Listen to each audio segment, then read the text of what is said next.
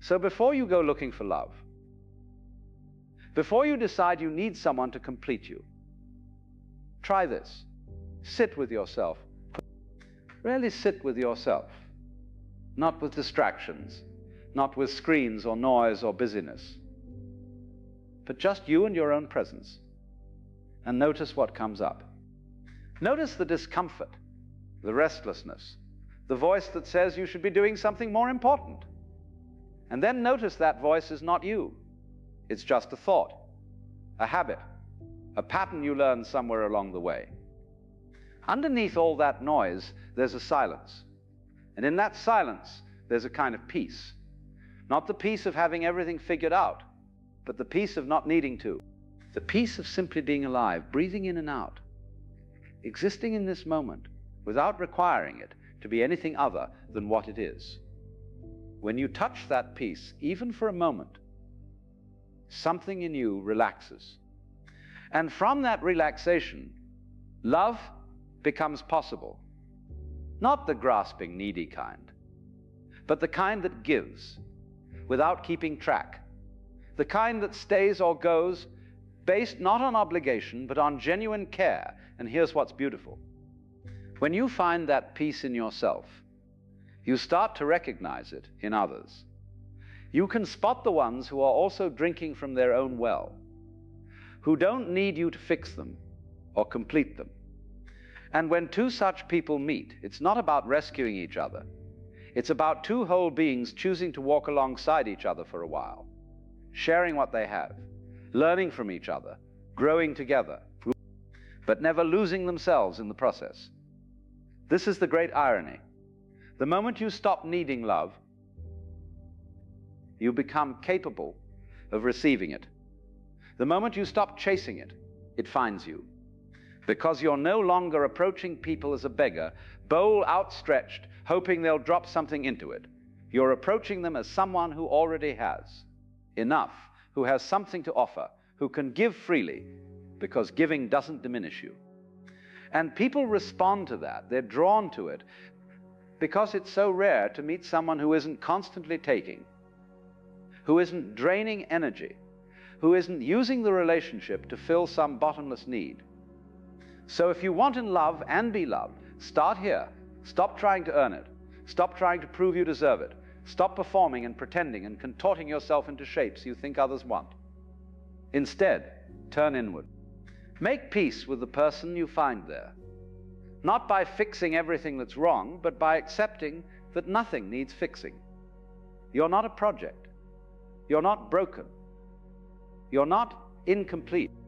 You're a living, breathing expression of life itself. And that's enough. It's always been enough. From that place, love is not something you chase or something you earn. It's something you are. It flows from you naturally, like light from the sun. And whether others return it or not becomes less important. Because you're not giving in order to get. You're giving because giving is your nature. And in that giving, you discover something remarkable. You discover that you were never empty in the first place. You were always full. You were always loved. You just forgot for a while. And when you remember, when you really see it, everything changes. You stop begging for crumbs and realize you're already at the feast. You stop searching for someone to complete you and realize you were never half a person to begin with. You stop trying to earn love and simply become it. And from that becoming, from that overflowing, you meet others not as empty vessels hoping to be filled, but as rivers meeting rivers, each full from their own source, joining together not out of need, but out of the sheer joy of flowing together for a while. This is the love that doesn't fade when circumstances change. This is the love that doesn't turn bitter when expectations aren't met. This is the love that sees you at your absolute worst and doesn't turn away, because it was never based on your best behavior.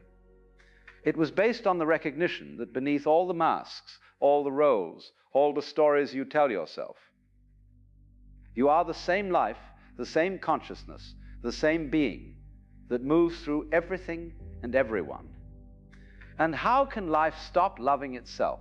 So here's my invitation to you. Stop looking for love out there.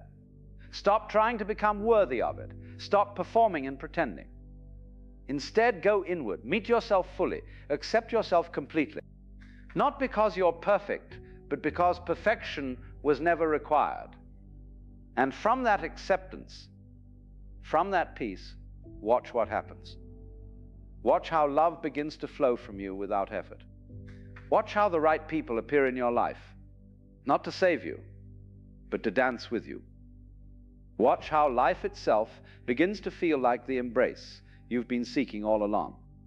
The love you want is not out there waiting to be found.